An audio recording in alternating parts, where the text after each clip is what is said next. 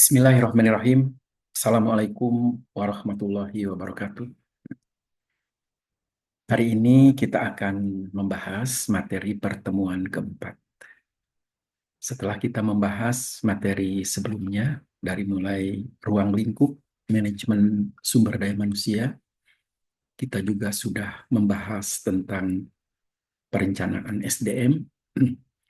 Minggu kemarin kita membahas materi analisis jabatan sebagai upaya untuk melengkapi informasi yang dibutuhkan dalam membuat perencanaan SDM. Kesempatan kali ini, insya Allah, kita akan membahas dan mendiskusikan nanti tentunya materi tentang rekrutmen. Rekrut ini mengarah kepada bagaimana menarik atau memikat calon karyawan yang memiliki kualifikasi sesuai dengan kebutuhan dari jabatan yang kosong. Kalau kita sudah membuat perencanaan SDM, berarti perusahaan sudah memiliki data tentang berapa kebutuhan SDM yang diperlukan dan kualifikasi seperti apa yang nantinya mereka bisa melamar sebagai persyaratan yang harus dimiliki. Selanjutnya nanti akan dijadikan dasar mereka bisa mengikuti seleksi. Untuk lebih jelasnya, saya sudah buatkan PowerPoint dari materi rekrutmen ini.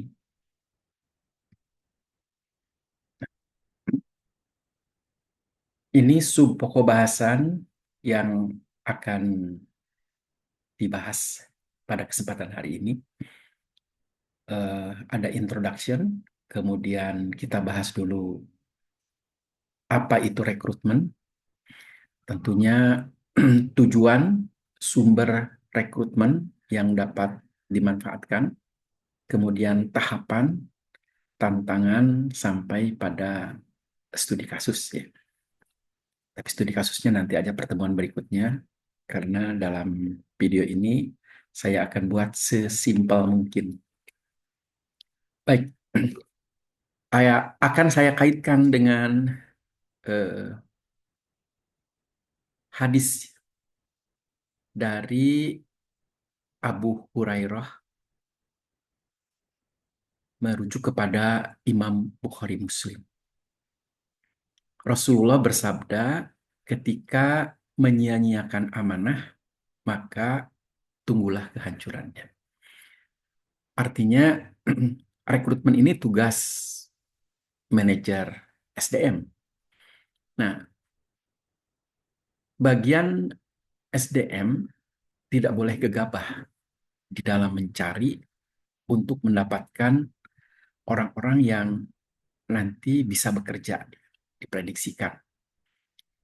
Maka dari itu, rekrutmen ini harus meyakinkan untuk mencari sumber yang tepat, baik itu dari masyarakat yang fokus kepada lembaga pendidikan, atau kita akan mencari dengan menginformasikan melalui website yang perusahaan miliki, sehingga memungkinkan bisa menjangkau yang lebih luas dan diketahui oleh orang-orang yang memiliki kualifikasi yang dibutuhkan.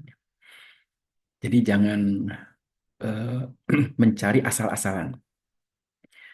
Kemudian hadis yang kedua, Abu Hurairah dari Imam Bukhari Muslim, Rasulullah bersabda, ketika satu perkara diserahkan kepada orang yang bukan ahlinya, maka tunggu kehancurannya.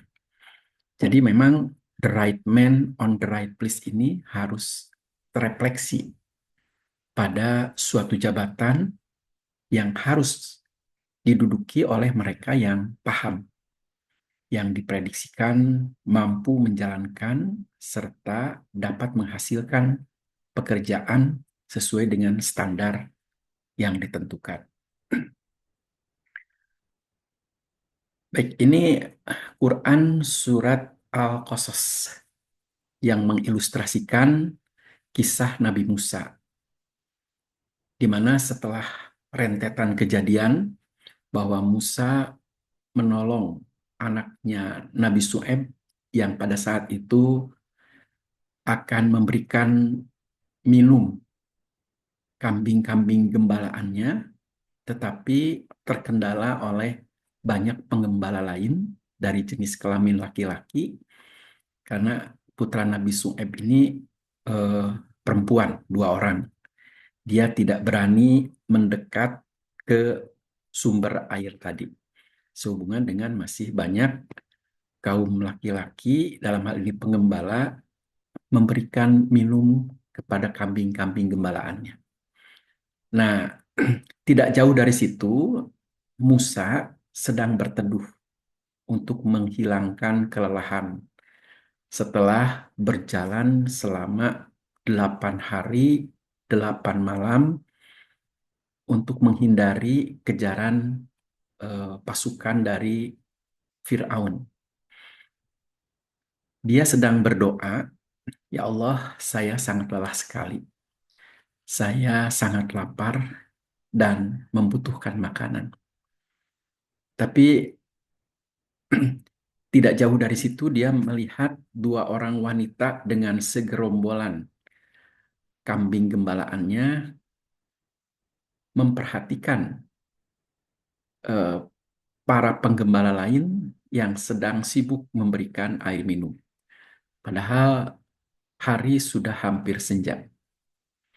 Kemudian tergerak Musa untuk memberikan bantuan kedua perempuan yang notabene dia eh, anak Nabi Su'aib ya di daerah Madian. Dihampirilah kedua perempuan tersebut dan ditawarkan jasanya. "Wahai saudariku, ada apa gerangan engkau berlama-lama di sini?" Diceritakan oleh salah satu dari kedua perempuan anak Nabi Su'aib tadi bahwa kami akan memberikan minum kambing-kambing kami, tetapi di sana masih banyak kambing-kambing dari penggembala kaum laki-laki. Bolehkah Nabi Musa menawarkan jasanya? Saya bantu. Nah, dengan senang hati kedua perempuan tersebut mempersilahkan. Sehingga Musa berkesempatan untuk membantu dan menggiring kambing-kambing yang digembalai oleh 2 wanita anak Nabi Syuaib. Setelah tibanya di sumber air yang pada saat itu namanya oase, ya, dia permisi, kemudian ternyata lama itu karena sumber air itu tertutup oleh batu yang besar sumbernya.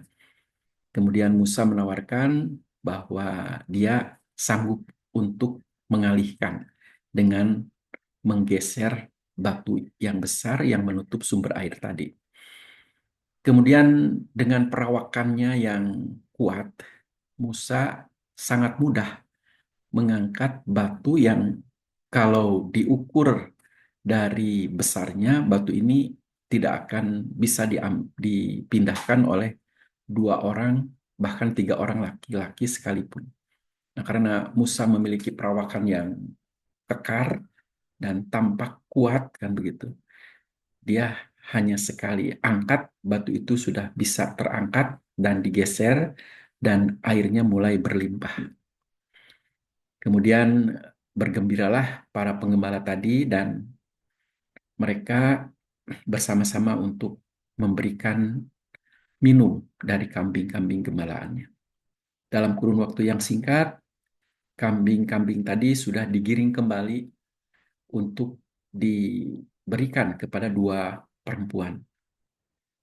Kemudian salah satu dari adik kakak tersebut kayaknya dengan ujung matanya sudah terlihat bahwa ada ketertarikan terhadap Musa. yang dengan kebaikan hatinya menawarkan jasanya, kemudian sorot pandang matanya pun tidak mencuri-curi pandang, padahal kedua perempuan ini sangat elok, tapi Nabi Musa lebih banyak menundukkan pandangannya, dan itu merefleksikan akhlak dan penghargaan terhadap kaum wanita. Jadi ketakjuban tersebut eh, tentunya tertambat di salah seorang putra Nabi Su'aib. Kemudian keduanya berterima kasih dan segera pamit untuk permisi. Nah, putri Nabi Su'aib merekomendasikan kepada ayahnya bahwa mereka bertemu dengan seorang laki-laki yang baik hati, berperawakan sangat sempurna, dan dia memiliki eh, kekuatan dan keterampilan yang luar biasa, yang mereka bisa pulang sebelum senja, ya. Artinya lebih cepat dari hari-hari biasanya. Nah, kalimat yang terekam dalam Al-Quran narasinya sebagai berikut.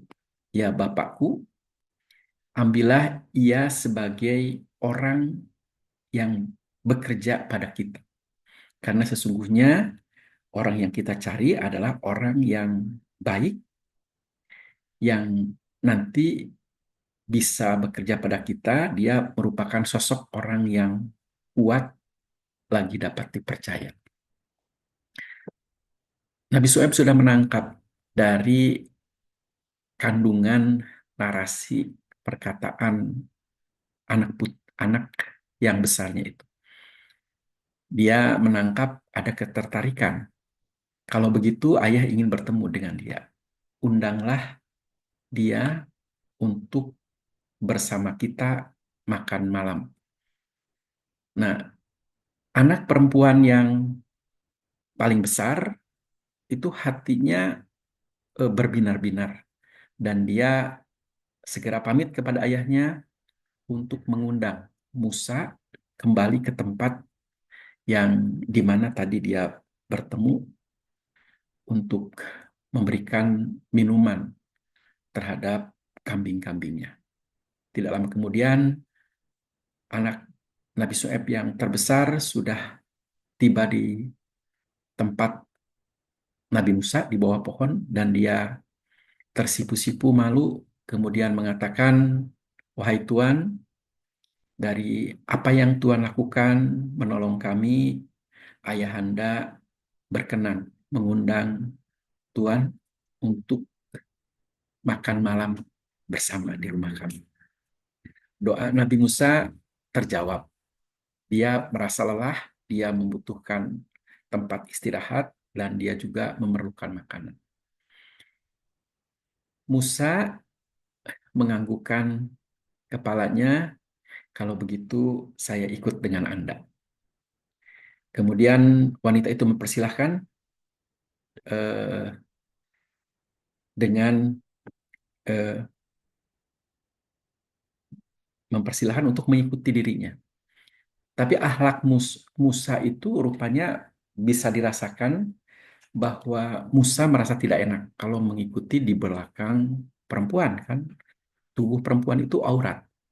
Apabila dilihat dari belakang, itu akan menggugah hasrat laki-laki. Maka Musa menyarankan, "Wahai hamba Allah, saya eh, sebaiknya di depan saja berjalan. Kan Anda belum tahu jalan. Nanti saya akan berikan bekal Anda untuk memegang batu-batu kerikil yang kecil. Saya akan berjalan duluan, kalau belok ke kanan, Anda tinggal dilempar batu itu ke kanan, dan kalau ke sebelah kiri, tinggal lempar batu itu ke sebelah kiri." Dan wanita itu menyanggupinya. Nah, setiba di tempat, eh, disambut dengan hangat. Nabi Su'aib bertanya, "Ada apa gerangan engkau sampai tiba di negeri kami?" Musa sekilas lintas menceritakan bahwa dirinya mendapatkan ancaman dari pasukan Firaun sehubungan dengan kejadian bahwa dia melerai perkelahian antara suku Kipti, dalam hal ini memang sukunya eh, Raja Firaun, dan suku Yahudi yang serumpun dengan dirinya. Nah, ketidaksengajaan, ya hasrat orang itu kan kebanyakan ingin membela sukunya ya, sebagai kaum Yahudi, dia melerai tapi sedikit membela orang Yahudi, dan secara tidak disengaja dia mengibaskan tangannya, memukul dengan telak kepada orang Kipti tadi, dan orang Kipti itu sampai wafat. Dan kisah itu tersebar luas sampai ke telinga Raja Firaun. Dan Firaun pada saat itu, walaupun Musa ini eh, sebagai anak anak pungutnya, dia menginstruksikan, seret Musa ke hadapan saya, dia harus dipenjarakan, bawa dalam keadaan hidup ataupun mati, kan begitu. Kabar tersebut sampai di telinga Musa, kan gitu, sehingga Musa mendapatkan wahyu dan bergegas untuk meninggalkan kota Mesir. Nah, selama perjalanan 8 hari, 8 malam, tibalah Musa di daerah Madian, di mana tempat Nabi Su'aib dan kedua putrinya tinggal. Nabi Su'aib tersenyum, kamu sudah aman di negara kami. Kamu akan luput dari kejaran tentara Firaun. Nah, setelah jamuan makam selesai, kemudian tampak Nabi Su'aib juga melihat ada kesan dari putri tertuanya, rasa suka. Dia menawarkan eh, untuk menikahi salah satu putrinya sebagai mas kawinnya, karena Musa tidak membawa harta apapun, maka mas kawinnya dia harus tinggal selama 8 tahun di kota Madian, karena eh, secara keluarga Nabi Su'aib tidak memiliki anggota keluarga lainnya kecuali dua putrinya. Dan gembala serta ladangnya tidak ada yang mengelola. Nah, dengan kehadiran Musa, maka Nabi Su'aib tentulah terbantu. Gembala-gembala dan ladangnya ada yang menggarap selain digarap oleh kedua putrinya. Tinggallah Musa 8 tahun. Dan dalam Al-Quran ditambah 2 tahun. Artinya lengkap sampai 10 tahun. Nah, kisah ini mensyiratkan, nah di bawahnya tuh, dua syarat utama untuk mencari sampai mendapatkan karyawan itu dan memungkinkan akan bisa menjadi pemimpin masa depan, yaitu orang yang kuat dan amanah. Ya, dua hal penting ini. Jadi yang dimaksud dengan kuat itu bukan hanya semata-mata badannya yang kekar dan kokoh, tapi juga mengarah kepada eh, kuatul fikir, keilmuan, dan kuatul eh, keterampilan. Jadi ilmu dan eh, perilaku yang ditunjukkan kemampuan kedua tangannya. Kemudian yang kedua, yang tidak kalah pentingnya adalah eh, amanah. Kaitannya dengan akidah, keyakinan, muraqabah. Ya. Jadi muraqabah itu keyakinan bahwa Allah itu maha memperhatikan dan mengetahui. Bukan hanya sebatas apa yang dilakukan secara fisik, tapi juga siratan-siratan yang ada di dalam hatinya, Allah tahu. Eh, itu syarat untuk mencari sampai mendapatkan karyawan ya. Jadi kuat baik secara pengetahuan, keterampilan, dan pastinya fisik, juga amanah, eh, kaitannya dengan akidah, kepercayaan, keyakinan terhadap Sang Maha Kuasa yang maha melihat dan mengetahui. apa yang dilakukan oleh kita. Makanya eh, seorang karyawan, apalagi pejabat, diyakinkan bahwa tidak ada kepentingan pribadi.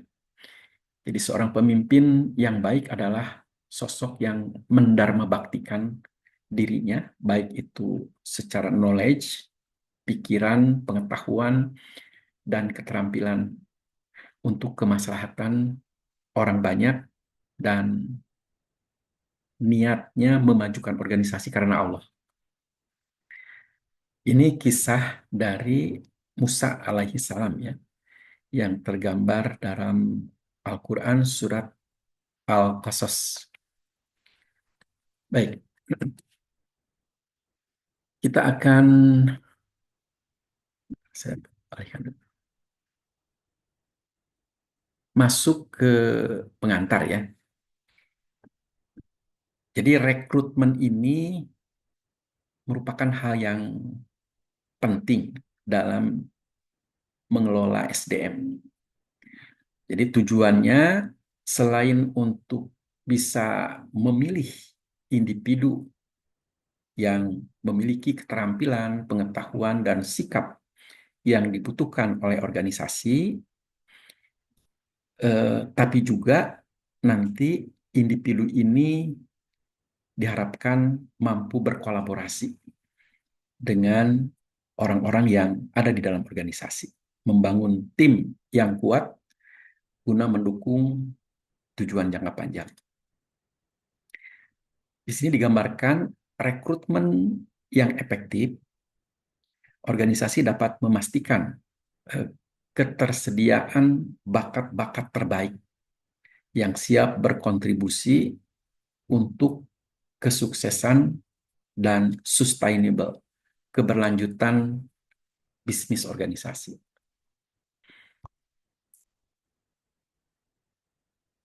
Kita definisikan dulu ya, apa itu eh, rekrutmen. Di sini kalau didefinisikan, tentunya secara logika tidak ada yang dipungkiri ya. Saya ngambil dua definisi, kemudian dicoba untuk disimpulkan. Rekrutmen tidak lain adalah proses yang dilakukan untuk menarik, dalam hal ini memikat ya, calon tenaga kerja yang potensial dengan kualifikasi tertentu agar dia bersedia untuk mengajukan lamaran. Kemudian definisi yang kedua, serangkaian langkah yang digunakan untuk memikat kandidat yang memenuhi syarat kualifikasi yang diperlukan serta bersedia dan mau mengirimkan surat lamaran untuk mengikuti seleksi. Jadi kalau perusahaan memberikan informasi kepada masyarakat atau lebih fokus lagi ke daerah-daerah yang memang di sana ada potensi orang-orang yang dibutuhkan, misalnya ke lembaga pendidikan, itu harus memiliki daya pikat seperti magnet begitu ya. Jadi menarik dengan sendirinya, tidak memaksa tapi menarik. Daya tarik perusahaan umumnya calon karyawan itu menginginkan gaji yang proporsional dan sepadan ya. Artinya adil dan layak. Itu daya pikatnya tuh. Kemudian peluang promosi dan berbagai fasilitas yang nanti akan didapatkan pada saat dia sudah bekerja. Yang kesemuanya merefleksikan harapan, keinginan dari eh, individu untuk bisa terfasilitasi kesejahteraannya apabila dia bergabung dan bisa bekerja di perusahaan tersebut. Sehingga dapat disimpulkan bahwa rekrutmen itu merupakan proses pemikatan masyarakat yang memiliki kualifikasi atau persyaratan minimal yang sudah ditentukan agar mau bergabung dengan melayangkan surat lamaran dan tentunya siap untuk diseleksi. Itu definisi rekrutmen. Selanjutnya, tujuan rekrutmen. Nah, selaras dengan definisi tadi, tentunya tujuan rekrutmen ini diharapkan mampu menarik kandidat yang berkualitas. Siapa mereka? Ya tentunya mereka yang memiliki kualifikasi didasarkan pada eh, kemampuan ya, baik itu memiliki ilmu pengetahuan, keterampilan, pengalaman sesuai dengan tuntutan jabatan yang harus segera diisi. Kemudian yang kedua, memenuhi kebutuhan tenaga kerja. Jadi kalau ada yang dipindahkan sehingga jabatan itu kosong, baik dipromosikan atau dirotasikan, bahkan ada yang pensiun, kan jabatan itu tidak boleh berlama-lama kosong. Karena organisasi ini merupakan sebuah sistem di mana satu jabatan atau posisi kosong, maka ini akan berpengaruh terhadap sistem secara keseluruhan. Sehingga memungkinkan rekrutmen ini mampu memenuhi kebutuhan tenaga kerja. Dan tidak ada satu jabatan pun atau posisi yang dibiarkan kosong. Kemudian sustainable, menjaga keberlanjutan organisasi. Dapat membantu perusahaan untuk mempertahankan daya saing. Jadi eh, tujuan perusahaan kan mendapatkan laba. Laba ini akan didapatkan tatkala mampu mempertahankan daya saing. Karena pada dasarnya setiap perusahaan kita pun hidup ini berkompetisi begitu. Nah, bagaimana agar bisa memenangkan berkompetisi ini? Ya harus menjaga kualitas untuk bisa minimal keberlanjutan. Syukur-syukur tumbuh berkembang dan memenangkan persaingan dengan berbagai kelebihan yang kita miliki. Nah, intinya tujuan yang ketiga ini sustainable untuk keberlanjutan organisasi. Kemudian yang keempat, dapat meningkatkan produktivitas. Keseluruhan anggota organisasi yang tentunya heterogen dan bisa berkolaborasi untuk saling melengkapi, yang memungkinkan sinergisitas ini akan bisa meningkatkan nilai tambah. Nilai tambah ini tadi selain sustainable, growth, pertumbuhan. Dari waktu ke waktu menunjukkan adanya peningkatan.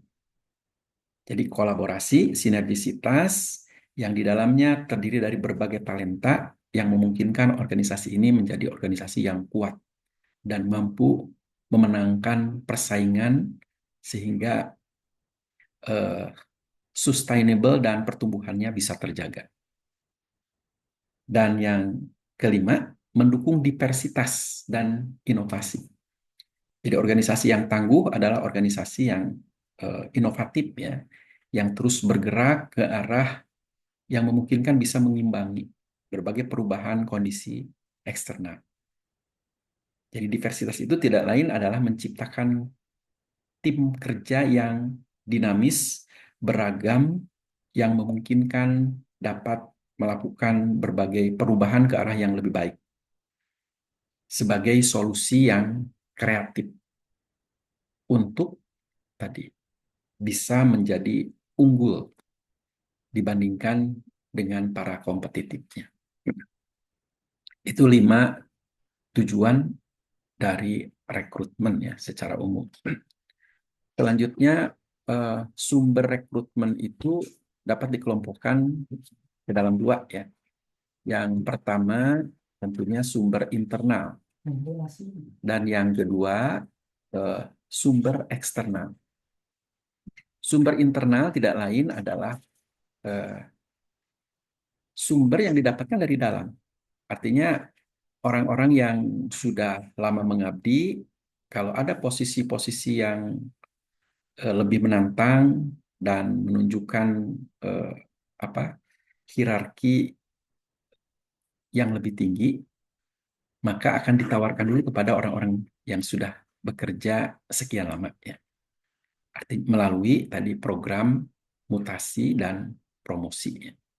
Jadi memanfaatkan karyawan yang ada yang punya etos kerja serta persyaratan yang memadai untuk diikutsertakan dalam kompetisi, seleksi, promosi atau mutasi ke jabatan-jabatan yang lebih menantang. Yang kedua, sumber internal yang kedua yaitu melihat hasil dari program pengembangan karyawan. Kalau pengembangan itu biasanya ada tes awal dan nanti tes akhir. Nah, karyawan-karyawan yang menunjukkan adanya nilai tambah, peningkatan pengetahuan, keterampilan, dan ini bisa dijadikan tiket untuk promosi ya, menduduki posisi-posisi yang lebih menantang, lebih tinggi, lebih menunjukkan kelas status sosial yang lebih baik kan begitu. Maka mereka yang baru mengikuti pelatihan dengan prestasi yang memadai, ini tentunya akan dialokasikan untuk menduduki posisi-posisi yang lebih tinggi. Itu dua sumber internal yang bisa dijadikan rujukan ya. Kemudian eh, sumber rekrutmen dari eksternal ini umumnya nanti akan digunakan untuk mengisi posisi-posisi tenaga operasional ya, yang level pelaksana, di mana perusahaan bisa menggunakan eh, berbagai media, di antaranya menggunakan iklan ya, menggunakan website di media massa atau mungkin melalui surat kabar, situs pencarian kinerja, dan platform online seperti Jobstreet. Kemudian ada lagi job fair, mengikuti eh, pameran, biasanya bergabung dengan lembaga perguruan tinggi atau acara industri untuk memperkenalkan perusahaan kepada masyarakat. Sedang azan, kita teruskan aja. Kagok. Nanti setelah ini kita sholat bersama. Selanjutnya referensi karyawan yang sudah ada ya, atau mungkin nepotisme. Tidak semua nepotisme itu negatif. Selama yang direkomendasikannya itu memiliki kualifikasi persyaratan yang cocok dengan eh, tuntutan jabatan yang kosong, maka nepotisme bisa dikatakan sebagai nepotisme positif ya. Jadi referensi karyawan dari dalam yaitu mereka merekomendasikan kandidat yang potensial yang dikenal.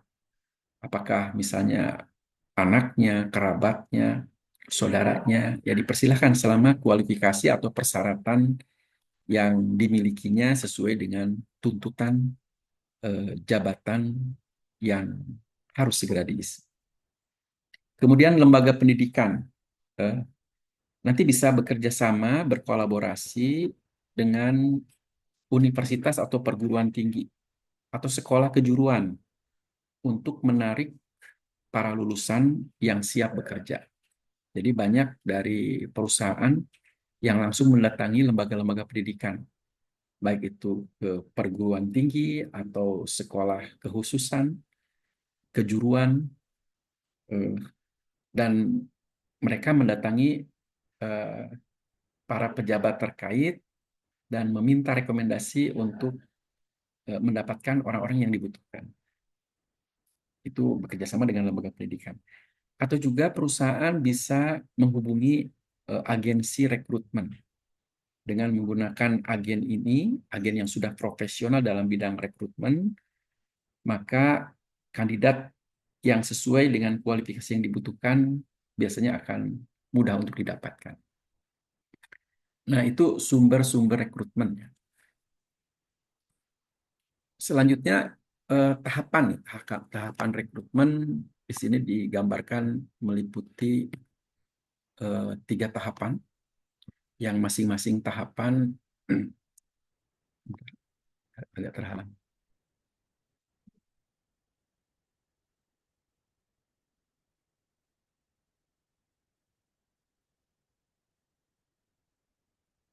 Ya,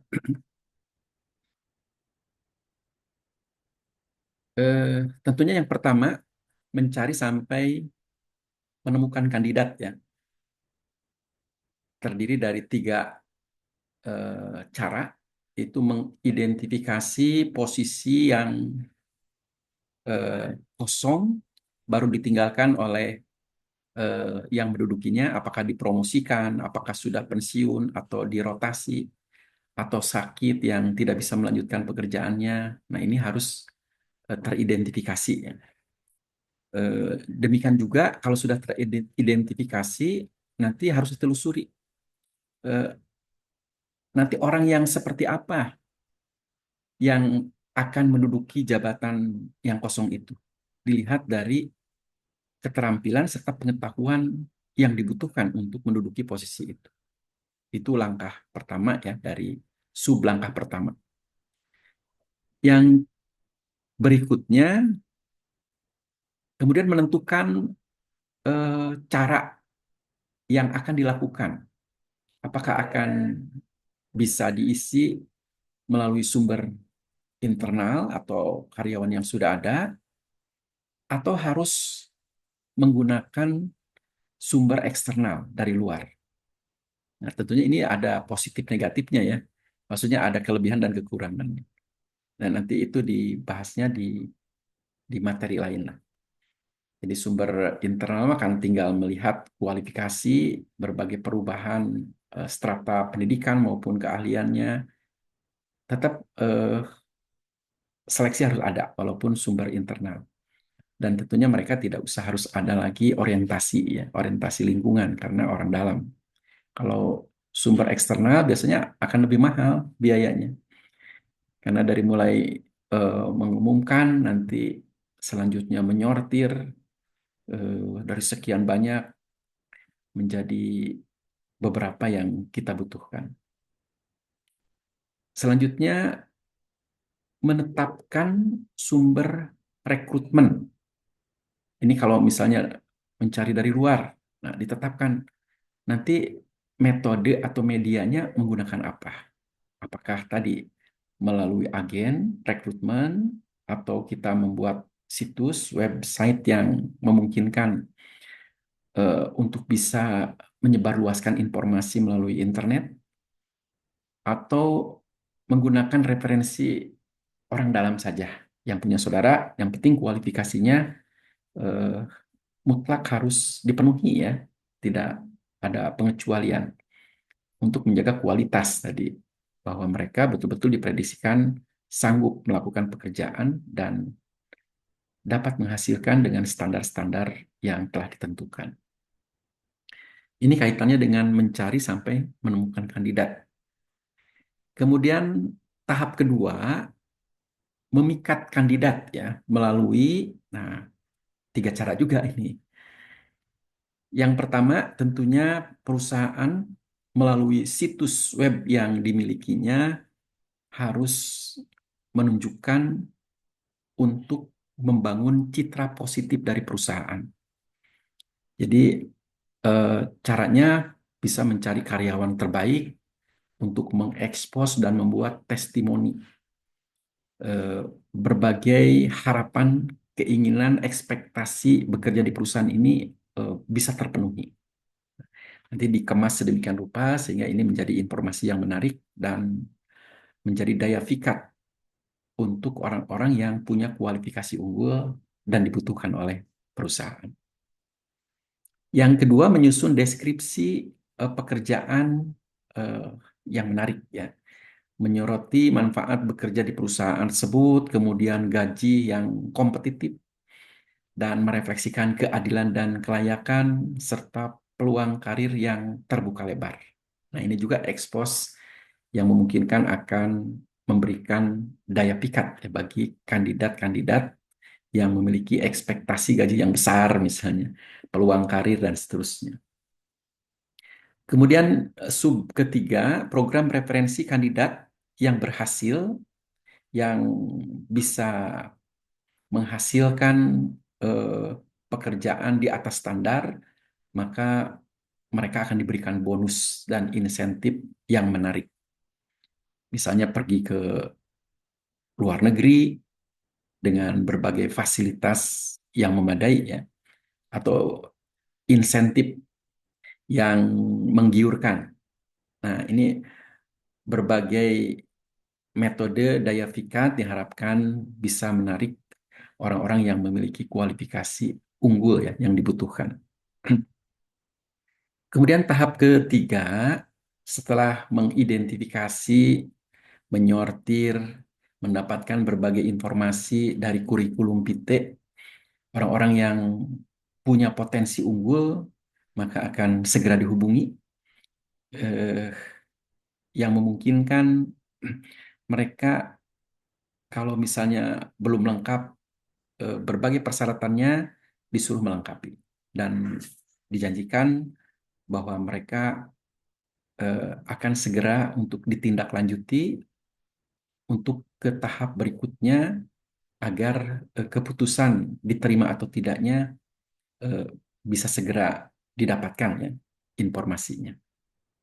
Kemudian menyediakan aplikasi yang mudah dan sederhana melalui sistem pelacakan pelamar eh, melalui form online. Yang ketiga, menjelaskan lebih mendalam tentang manfaat bekerja di perusahaan serta peluang karir dan keseimbangan dalam kehidupan kerja yang lebih baik. Biasanya karyawan kan di samping menginginkan kompensasi yang merefleksikan keadilan, kelayakan, peluang karir yang bagus, dan juga ada keseimbangan dalam kehidupan kerja. Artinya keseimbangan ini waktu untuk bekerja, waktu untuk keluarga, waktu untuk beribadah ini bisa terfasilitasi kalau mereka bekerja di perusahaan tersebut. Kemudian yang terakhir ini tantangan di dalam melaksanakan program rekrutmen. Yang pertama tantangan karena keterbatasan kandidat yang berkualitas sehubungan dengan banyak perusahaan juga yang ingin mendapatkan kandidat-kandidat dengan keterampilan, eh, pengetahuan yang sama-sama dibutuhkan, yang kesemuanya akan menimbulkan kesulitan untuk menemukan kandidat yang diinginkan. Yang kedua, proses seleksi yang panjang, karena setiap perusahaan menginginkan bahwa kandidat yang didapatkan itu betul-betul kandidat yang memiliki kemampuan unggul, gitu. Sehingga seleksinya dibuat agak panjang tahapannya. Nah, ada ternyata kandidat-kandidat yang punya kualifikasi unggul, tapi dia tidak sabar untuk menjalani proses seleksi yang panjang tersebut, sehingga memungkinkan sebelum seleksi ini berakhir, kandidat itu sudah mengundurkan diri, padahal mereka memiliki kualifikasi yang dibutuhkan oleh perusahaan. Jadi proses rekrutmen memakan waktu yang menyebabkan kandidat kehilangan minat untuk melanjutkan seleksi tahap-tahap berikutnya. Kemudian tantangan yang ketiga, sulitnya untuk mendapatkan kandidat yang memiliki kesesuaian budaya dengan perusahaan. Jadi eh, untuk menemukan kandidat-kandidat yang memiliki kualifikasi teknis itu kan tadi bisa dilihat dari kurikulum PITE, dari berbagai kualifikasi, baik itu sertifikat, ijazah. Tapi mereka yang memiliki budaya, misalnya budaya inovatif, budaya kolaboratif, sinergisitas, itu tidak mudah ternyata. Jadi perusahaan ingin mendapatkan sosok karyawan yang memiliki budaya tadi, inisiatif, kreatif, kemudian adaptif, dan mampu berkolaborasi dengan tim yang lainnya.